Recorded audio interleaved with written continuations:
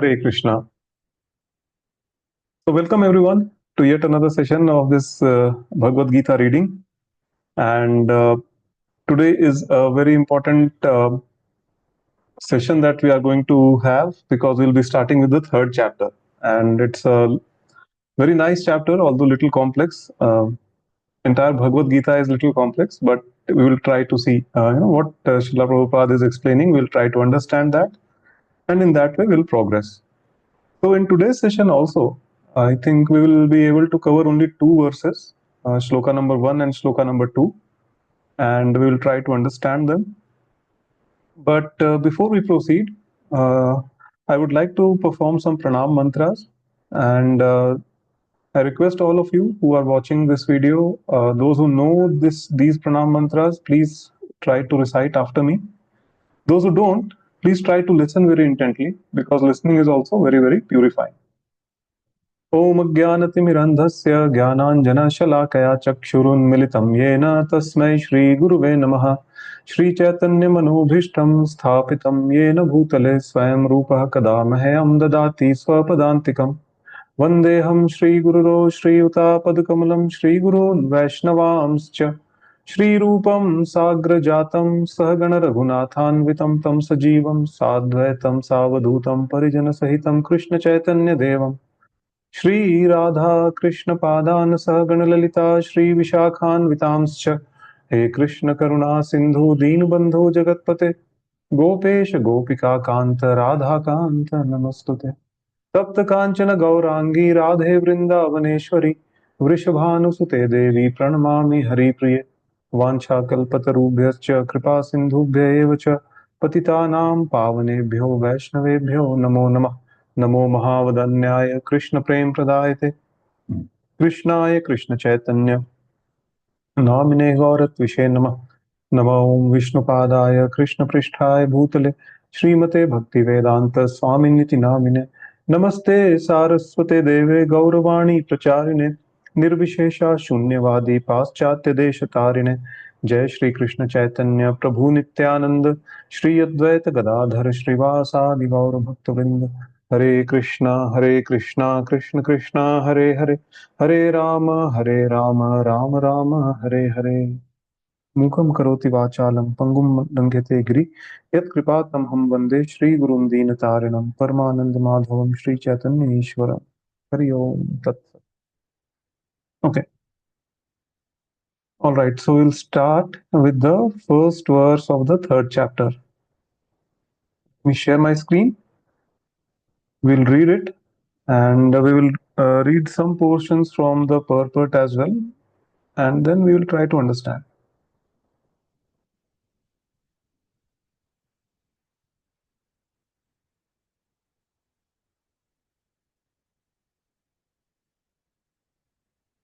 So I hope my screen is visible, and this is the third chapter, first verse. Arjun uvacha jayasi chet karmanasते mata buddhir janardana तत्किं कर्मणि घोरे माम नियोजयसि Keshav. Arjun said, O Janardan, O Keshav, why do you want to engage me in this ghastly warfare if you think that intelligence is better than fruitive work? Now, this is a very important question that Arjun has put forward to Sri Krishna, and we will see later on how Krishna answers this. But this very question actually lays the foundation of this entire chapter called as Karma Yoga. Okay, we will see how. So before we proceed, to understand this particular verse, we will just try to recall what Krishna had, like said in the second chapter. Okay, if we think and if we try to recollect what Krishna spoke in the second chapter, we will realize that Krishna has actually spoken in the entire Bhagavad Gita. He has given all the concepts of the Bhagavad Gita in the second chapter itself. Okay, although in a very summarized way.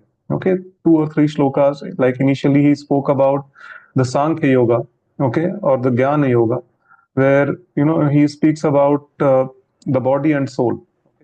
From verse number 11 to 13, maybe verse number 10 to 13, he speaks about the difference between the spirit and the soul. Okay, sorry, spirit and matter, body and the soul. Okay, so that was the Sankhya Yoga. Then he also speaks about the Buddhi Yoga. Buddhi Yoga means nothing but bhakti or Krishna consciousness. Okay, so he also speaks about that. And then towards the end, we saw in the last few sessions, we saw that he was speaking about the intelligence. Okay, that how do people of intelligent how do people of steady intelligence they control their senses. Okay, and why it is more very important, because in order to be happy one has to be peaceful, right? Because if there is no peace, how can there be any happiness? So people who are transcendentally intelligent, who have this knowledge of spiritual, who have this spiritual intelligence, or who have this knowledge of bhakti, right? They engage their senses in some higher taste, thereby just controlling them, or maybe like having exercising certain control on their senses by engaging in devotional service, right? And in this way they attain peace and subsequently happiness. Okay, so Krishna talks about everything in the second chapter. And the problem here was that Arjun, when Krishna was speaking about the Buddhi Yoga, Krishna consciousness, or transcendental intelligence, or it can be also termed as spiritual intelligence, he mistook this transcendental intelligence or Krishna consciousness to be normal intelligence of human being. Okay, and in if you recall in the second chapter, 49th verse, what Krishna told Arjun was to keep all the abominable activities distant, far distant by devotional service, and that consciousness surrender unto the Lord, or surrender unto me, right? So with that said, actually, so what Arjun understood was that okay, you make use of the intelligence and keep all the abominable activities away from you. So using his intelligence, he thought that okay, this warfare which I am being engaged into is a very ghastly affair, right? And it's also very abominable because I will have to fight with my own relatives. I will have to kill them. So obviously, it's very very abominable, right?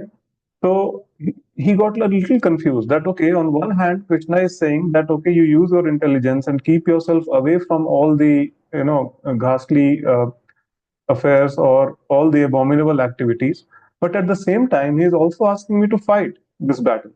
Okay, so these two were very contradictory statements. Okay, which Arjun thought that Krishna is making.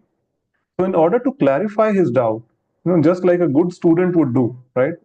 Shishyasteham shadhimam tvam prapannam. If you recall, in the seventh verse of the second chapter, Arjun had surrendered unto Krishna. Okay, that you are my spiritual master, I am a soul surrendered unto you. Now please instruct me. Okay. So just like a good disciple, instead of keeping the doubts to himself, he actually put forward those doubts in front of his spiritual master, who is none other than Sri Krishna. Right? So he is just putting forward this question to him, and he says that, "O Janardhan, O Keshav, okay, why do you want me to engage in this ghastly warfare if you think that intelligence is better than productive work?" Okay, and also now we come to we'll try to understand this work, this verse actually, right? That what Arjun is asking, that why it is why Krishna is trying to engage him in this warfare if he thinks that intelligence is better than productive work. Now, this intelligence is better than productive work. This is the last part of this question, and this has to be understood very thoroughly. Okay, here also Arjun actually thought in the same way as most people think today. Okay, when we speak of Buddhi Yoga, okay, or transcendental intelligence, or intelligence in spiritual advancement, okay, such type of things, people generally take this to be a sort of yoga practice where one has to lead a very secluded life in a secluded place, okay, away from the society, the people, far from madding crowd, as it is said, and give up everything, all the activities that we are doing, all the worldly activities that we are doing, and just live a renounced life and just try to practice bhakti at some secluded place. Now this is a very very wrong concept. Okay, if we try to seclude ourselves prematurely, okay, before we have made any significant advancement on this path of spiritual realization. Okay, it's very very difficult, and it's also very very dangerous. Okay, there is an every chance of fall down at each and every step. Okay, so until and unless we attain a certain level of spiritual maturity, until and unless we attain a certain level of spiritual stability, it is not recommended that we have to renounce everything and lead a secluded life. And I want to clarify this with a lot of emphasis on this particular ideology, because it's a very widely prevalent misconception or a myth, especially when people look at these corn devotees. Okay, a common myth which is prevalent among people, among the masses, is that okay, banda ISKCON mein chala gaya hai, matlab okay, he will become a sannyasi. He will just wear a saffron dhoti kurta, and he will shave off his head, and he will keep a nice shikha, and then yeah, right, and he will just renounce his family, renounce his work and everything, and he will become a brahmachari or a sannyasi at ISKCON. That is not the correct understanding. As a matter of fact, I would like to clarify that around 99% of devotees at ISKCON are grihasthas or householders. Okay, one need not give up their family responsibilities. One need not give up the work that they are doing. One need not give up any of the activities that they are doing. All we are saying is that you just stay where you are. Sthane sthito, sthane sthita shruto gata. Okay, wherever you are, just stay there. Okay, and in your day-to-day life, try to incorporate these subtle aspects of bhakti. For example, chanting of the Hare Krishna Maha Mantra. Okay, which will help us to perfect our life, perfect our human life as individuals. Okay, and simultaneously practice bhakti, because that is far more commendable. Okay, than giving up everything and then still being attracted to all the material things and ultimately falling down from that path. Okay, so this is a widespread and a very prevalent ideology that if one takes to spirituality, they have to give up everything. No, that is not required, that is not recommended even in the shastra.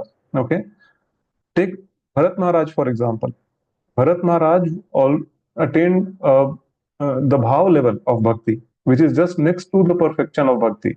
Okay, at the second last level, he was actually very attracted to a deer cub, and he was so much attracted to that deer cub that even while quitting his body, his last thoughts were about that deer cub. Okay, and because of that, he had to take birth as a deer in his next life. He had then after that lifetime, he again took birth as a human being, but by the mercy of Krishna, because of his all the spiritual practices that he had performed his entire life, he was able to actually remember his past lives as well. Okay, activities of past lives as well, and then ultimately he attained Krishna basically, but it took him another two lifetimes. Okay, in spite of reaching the bhav level of bhakti, he actually fell down from that position. Why? Because he was attracted to that deer cub. Okay, so the whole crux of the matter is that until and unless we attain a sort of a spiritual maturity, we should never ever think of practicing spirituality alone. Okay, we should always do it in the association of devotees, and that is the reason why we emphasize so much that association of devotees is so much important. I mean, the importance of this devotee association cannot be uh, emphasized. Like the more we say, the less it is. Okay, we have to have a proper association of devotees, otherwise it's very very difficult to practice bhakti alone. Sooner or later, considering the distractions which are there in this age of Kali Yuga, we will definitely falter and fall down. Okay, so exactly the same thing, same misconception was there in the mind of Arjuna also, as we see in this verse, that he took bhakti yoga or buddhi yoga to be a yoga system where he will have to renounce everything. Okay, and what Srila Prabhupada is saying here very nicely, he is just putting, in other words, he wanted to skillfully avoid fighting by using Krishna consciousness as an excuse, right? So this is what Prabhupada is saying. But as a sincere student, he placed the matter before the spiritual master and questioned Krishna to his best course of action. So that is what the good students do. Okay, they do not keep their doubts to themselves, rather they approach proper authority, okay, either their spiritual master or their Siksha Gurus or their mentor or whoever, okay, and get all the doubts clarified. I am today in Krishna consciousness because I used to pester my Siksha Gurus a lot with lot of questions actually. Once all my questions were answered, automatically this practice of Krishna consciousness became, like I would not say very easy for me, but yes, that inspiration came from within. Okay? Just because all my questions were answered, all my doubts were clear. Okay, so this is all the sum and substance of this verse. We will move on to the next one.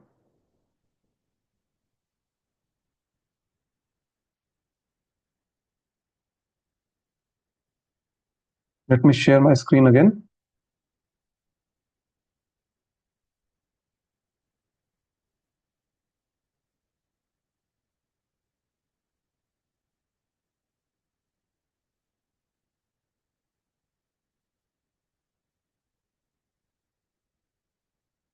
I hope my screen is visible.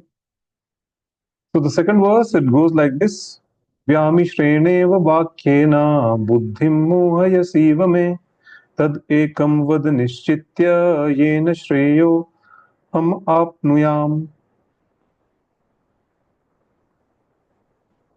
My intelligence is bewildered by your equivocal instructions. Therefore, please tell me decisively which will be most beneficial for me. Okay, so Arjun is further clarifying his stance, further clarifying his question, which he asked in the first verse, that he is little confused. That on one hand, Krishna is asking him to uh, uh, give up all the abominable activities, or on one hand, Krishna is saying that intelligence is better than fructive work, but still he is insisting him to fight the battle, which is a ghastly warfare. Okay, which is to indulge in a ghastly warfare, right? So he was confused, and then he's further clarifying that my intelligence is bewildered. That okay, oh Krishna, I don't doubt you. I don't. Um, uh, I firmly believe that you are not here to confuse me with your words. Okay, but it's just that I am bewildered. I am confused by your instructions, which seem equivocal. Okay, that it's not systematic. I'm not able to derive any conclusion. I'm a little confused. It appears to be contradictory statements for me. Okay, please tell me decisively which will be most beneficial for me, whether to engage in this ghastly warfare or to give up fighting by use of intelligence. Okay, so a very nice verse. Okay, again we will try to analyze this, and just give me a second.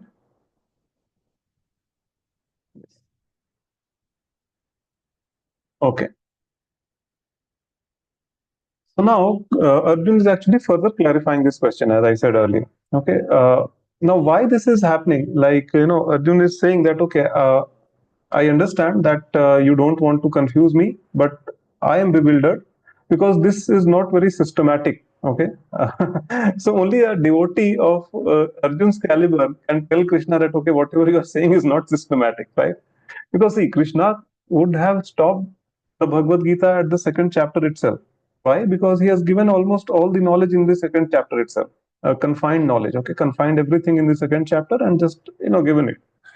But Arjun said, "Wait, hold on, ठहरो थोड़ा, explain करो थोड़ा अच्छे से systematic way, right?" That's what Arjun is trying to ask here, and he's asking that decisively tell me कि एक बार में बताओ करना क्या है. Okay, I am not very clear about this whole situation.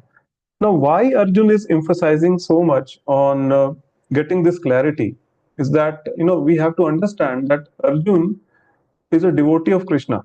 Okay, it's not that he is not understanding, or he doesn't know what to do.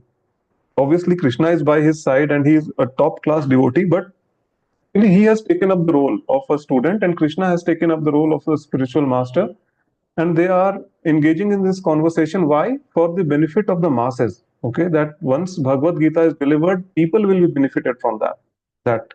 Okay, so that is the reason why Arjun is asking these questions on behalf of the people. Okay, because Bhagavad Gita, if we try to see, it's a very complex topic. Okay, And if Arjun is finding it difficult to understand, then what to speak of the general masses, right? Obviously, we'll be very, very confused. Okay. And the worst part is that whenever there is a discussion on some complex topic, a lot of so-called gyanis, okay, they will come up and they will start giving their own philosophy. Okay, according to me, in my opinion, I guess, uh, I think, all these phrases will start coming, and then like 100 people will come, they will give 100 different opinions. Okay, but this is not at all acceptable when it comes to the Vedic scriptures. Okay, when it comes to the Vedic scriptures or Vedic injunctions, they have to be accepted as it is without any twists and turns, without any concoctions. Okay, but once people start giving their own opinions, or maybe their own theories or their own philosophies, they will be very, very easily concocted. Okay, I mean, it is said in the Bhagavad Gita itself. If you will see it later, if you recall in the introduction of the Bhagavad Gita, okay, where Srila Prabhupada is saying that basically there are four weaknesses of this material body, okay, out of which two, which I would try to recall here, is the imperfection of senses and the tendency to make mistakes. Okay, because of these two problems which we have in ourselves, it's very easy to like concoct or twist and turn any complex topic from the actual information which it is trying to convey. Okay, so same goes with the Bhagavad Gita also, that it's a very complex topic. If 10 different people will come, they will try to interpret it in 10 different ways, and then ultimately everything goes for a toss, and the actual knowledge is lost. Okay, and not only that, by giving these concocted theories and concocted translations and concocted philosophies, what will happen? A lot of fake gurus or dhongi babas will manifest. Basically, they will surface, and then they will try to cheat people all around, and thereby minting a lot of money. Okay, just by giving some lectures on the Bhagavad Gita and giving some philosophies of their own. Okay, so therefore, whatever the strict recommendation of all the Vedic injunctions, of all the Vedic literatures, that they should be interpreted as it is, okay, without any concoction.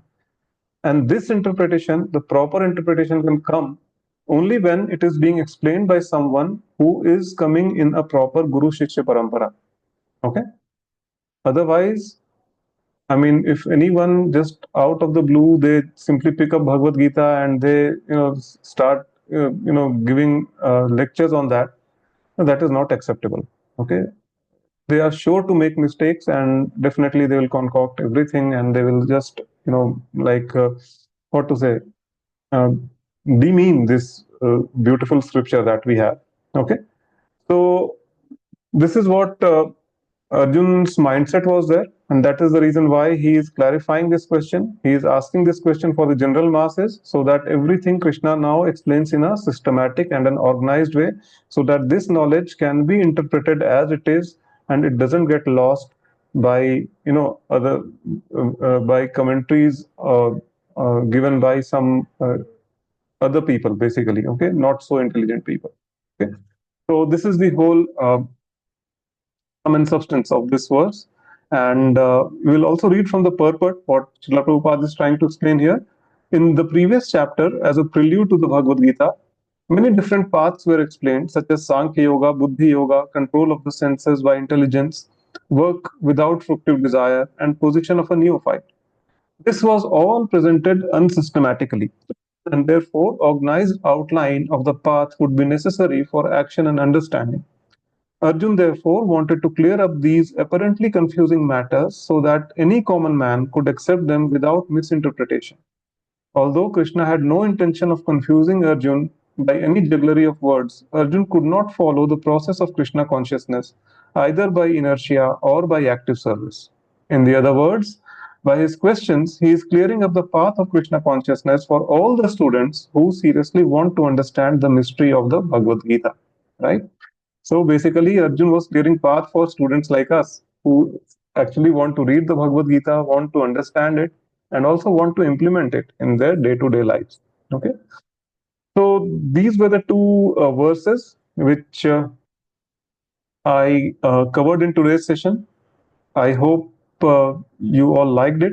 If there are any questions, please feel free to post them in the WhatsApp group. We already have a WhatsApp group for the question and answers. Those who want to join that WhatsApp group can just direct message me on WhatsApp, and they will be added to the group. So, on that note, I would like to pause here. We will try to cover two more verses in the next session. That's maybe either on Sunday or Saturday, whenever time permits. But till then, thank you so much. Hare Krishna.